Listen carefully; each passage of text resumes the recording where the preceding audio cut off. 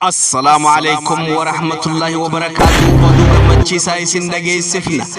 Jiraattota Saudi Arabiyaa magaalaa Tabuk ayyaana hoggaa 60 takkaffaa sababeeffatee magaalaa Tabukitti gaggeeffamu. Qindeessituun ayyaana kana akkana jedhan. Afran qalloona mukkana funeessinidha. Guyyaa 24 baatii 8ffaa bara 2023 waamicha hawaasa keenya jiraattota magaalaa Tabukii fi naannoo ishii akka irratti hirmaattan waamicha dabarsan. Ayyaanicha kanarratti keessummoota ilmaan Oromoo magaalaa Riyaadii fi akkasuma magaalaa Jiddaatiis ayyaana kanarratti ni argamu.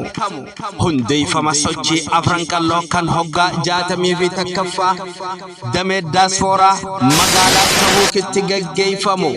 Baga gammaddan hawaasni keenya jiraattonni magaalaa Tabukii fi kan addunyaa kanarra jiraattan baga gammaddan.